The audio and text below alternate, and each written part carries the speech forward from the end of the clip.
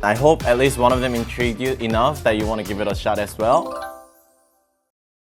Hello everyone, welcome back to Jung's Table. Today we're gonna talk about ramyeon, and it might seem like a simple cheap snack you can find in any convenience store, but in Korea it has a very unique and pretty short history, and surprisingly it's one of the most iconic foods that represent Korea. So you know that classic cup of noodles, that one with the white background and red bold fonts? That was actually the first cup of noodles invented by a Japanese company called Nissin Group. But before that cup of noodles was invented, the same group, the Nissin Foods, actually started with a packaged instant noodle, and that was around in 1958. But a couple of years after they invented that and exported it to the States, they had a business trip there and saw people breaking it out and putting it in a little cup and pouring hot water with everything in it and eating it with disposable forks. And the founder of the Nissin Group, the Momofuku Ando, I believe, got the inspiration from there, and that's how he invented that cup of noodles that we all know today in 1971. So when Japan first invented their instant noodles in 1958, Korea saw that, and the president of Samrik Foods, Jeon Jung-yoon, thought it was a very good solution for Korea's food shortage of that time. So in 1961, he brought in that noodle and learned their techniques and first invented Korea's very first instant ramen called Ramyeon.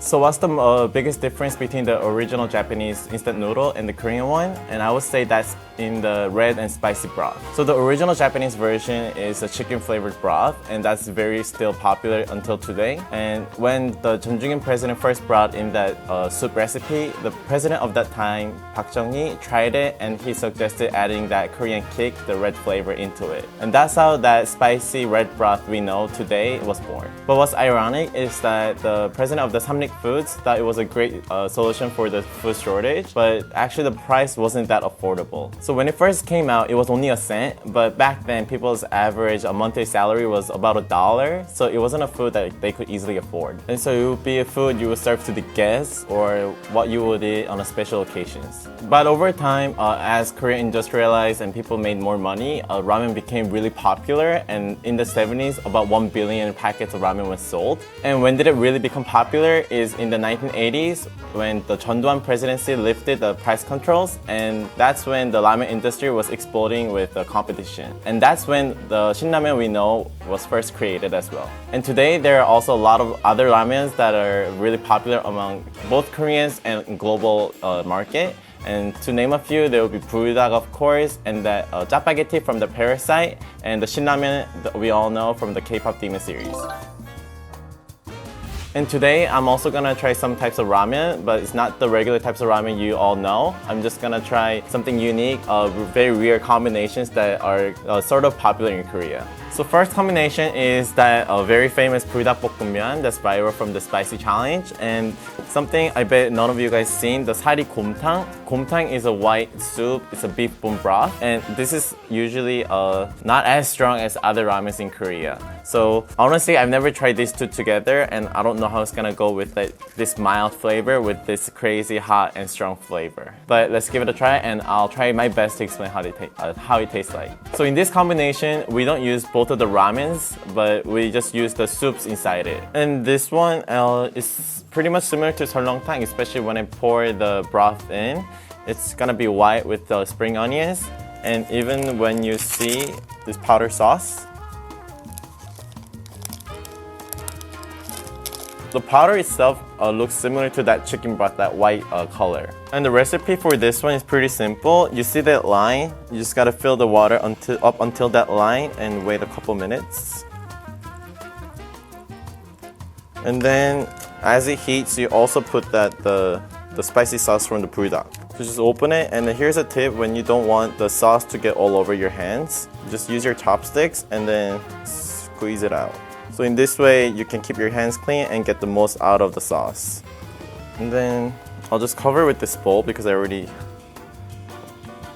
opened the cup. And then you just wait another 2 minutes, I guess, until the noodles cook evenly. And now you just gotta wait a couple minutes until the noodles to cook, or you can just put it in a microwave as well for if you can't just wait for it. So I think it's been about 3 minutes. So let's see how it's cooked. So first, the smell is that the dominance of the buldak sauce with like subtle the beef bone soup smell. So far I don't know what's so special about it. So I guess I'll just have to try and see. So yeah, let's just give it a try and see. I want to start with the broth first because I'm really curious about that. Actually spicy. I thought it would be less spicy because I added the whole water in there. While the original buldak, you just mix it up with the noodles. But this is still pretty spicy.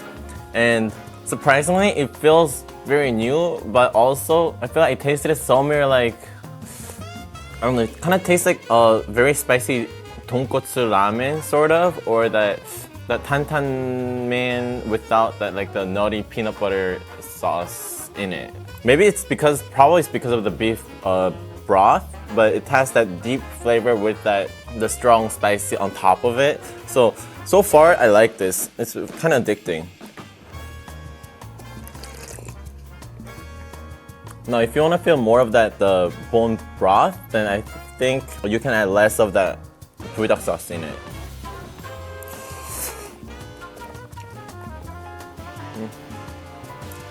I mean, the noodles are just ramen noodles. At first, I had no idea how it's gonna go out, so I was kind of nervous and worried at the same time. But now that I've tried it, I think, I don't know, maybe after heavy night drinking, I might try this. Because harigomtang itself, I don't know if others also enjoy it after hangover, but my sister and I really love this as a hangover food. If you crave for that spiciness for your hangover food, I think this is a great option as well. The one I just tried was surprisingly good, and if they release a product as it is, then I think I will buy it. And this time, I have one of my favorite combination of ramen. It's the buldak with the jjapaghetti. Jjapaghetti is an instant noodle version of the jjajangmyeon that I mentioned, that I introduced to you like a couple videos ago. And how you make it is really simple. You just cook it like how you would cook the buldak or jjapaghetti. Both are very same. You cook the noodles first, get the water out, and add the sauce later. And if you want a lot, you can obviously cook both the noodles and add all the sauces in and mix it up together. But I'm only craving for just a little portion, so I'll cook this. So I'll just cook the buldak, get the water out of it, and add half of the sauce for buldak and jjapaghetti each, and then mix it up. And now as a topping, I have the sausage and the string cheese and boiled egg. Buldak and jjapaghetti, in short, we say buldak-getti, and it's my favorite combination if I go to a PC방 in Korea. So I'll open the buldak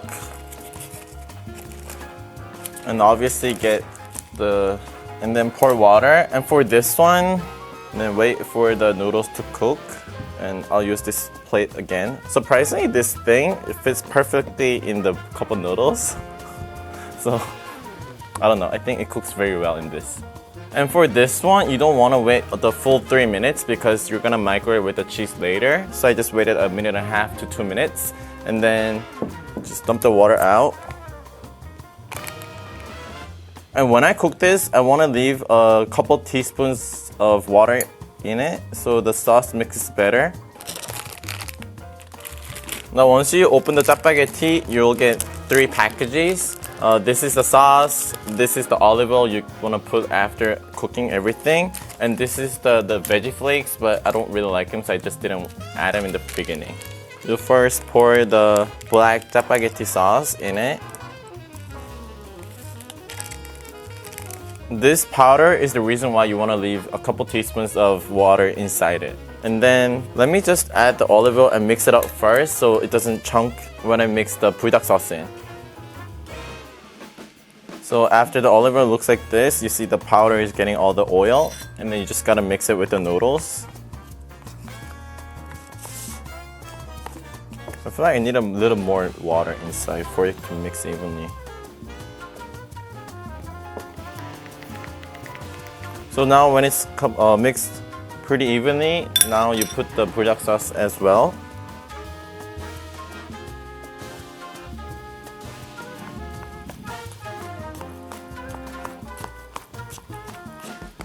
Now you put the cheese on top and put it in the microwave.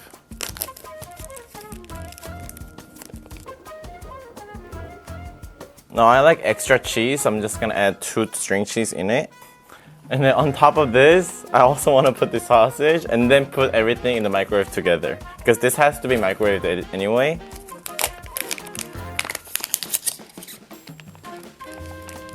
And now before it goes in the microwave, it's gonna look like this.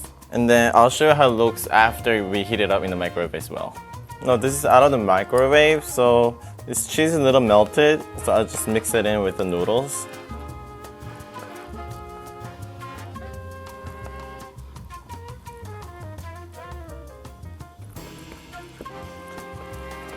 So you can also add a bit more water after this is out of the microwave when you're mixing the cheese. And now we got this, see the color itself is like a bit different when it's before the water was added in. It's more like watery slash, it has that like the thick texture to it. I guess it's because the cheese is also evenly mixed up too. And now on here, I'll just add this egg because sometimes it's a little bit too spicy and that's when the egg helps. And also because jjajangmyeon, you always have to eat it with an egg. That's just like a fixed method in Korea. Okay, and let's have our bite with my favorite combination, the Buldak.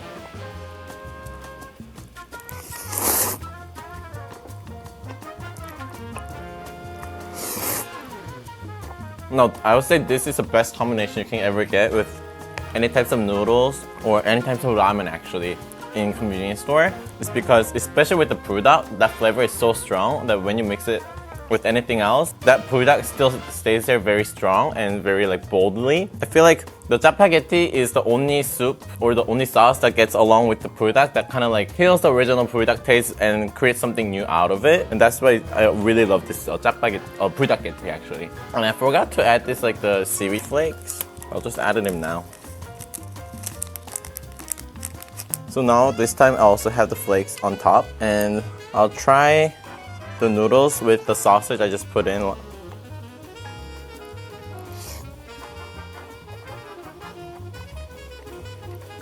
This really is like 10 out of 10. There's a reason why I eat this every time I go to the PC방. And then as soon as you smell the jjapaghetti, you can't resist it. You just have to order it.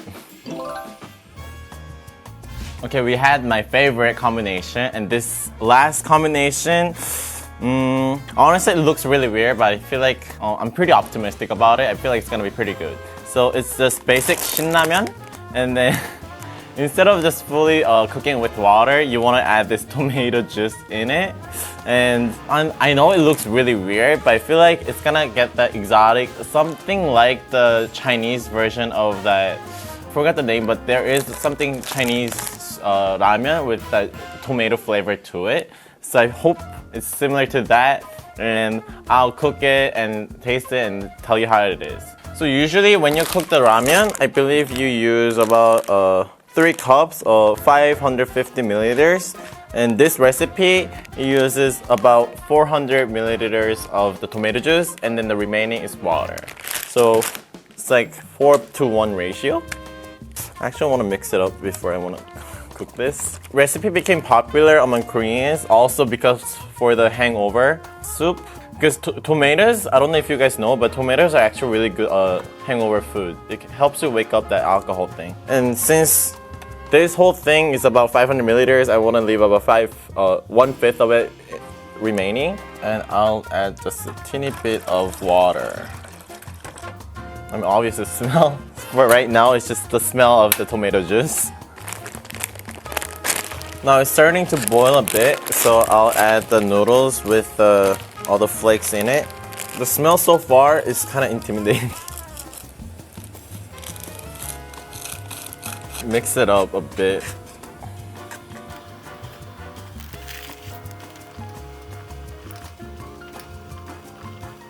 Alright, I think it's all cooked. Smells just like almost regular shinramen that I know. Oh, but as you can see from the soup, it has that like the thick texture. It's not as like watery as the original one. And then let's get the noodles in too, and then see if it's worth trying. So we have the tomato juice shinramen. I'll just call it tomato shinramen. Will it be like similar to tomato soup? It does kind of taste a bit like the tomato soup. And then I'll try it with the ramen and see how it goes along with the noodles.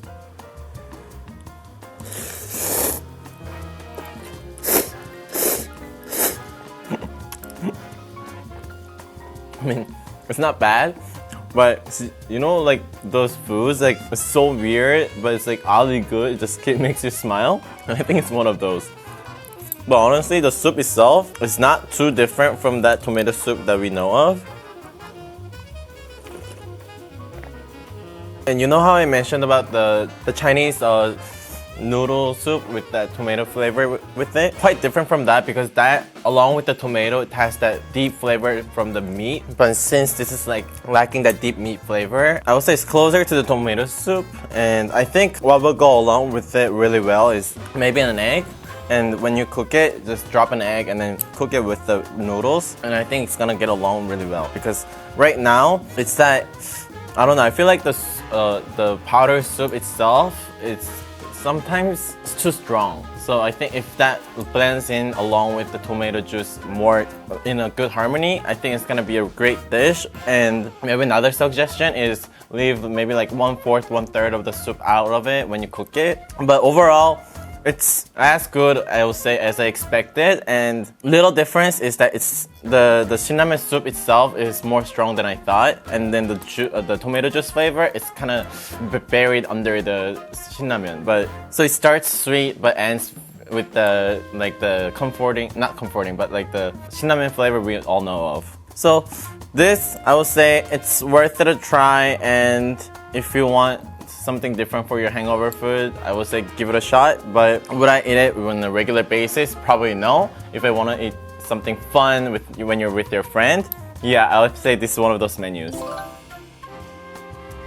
And alright, that was it. And we tried the 3 types of noodles. Well, it was actually more than 3, but I would say 3 combinations of noodles, and I hope at least one of them intrigued you enough that you want to give it a shot as well. And of course, my recommendation would be number 1, the buldak, my favorite. Number 2, this actually. And number 3, the sarigomtang with the buldak sauce. And thank you for watching today as well. And if you liked today's video, don't forget to like and subscribe and wait for the next. Thank you!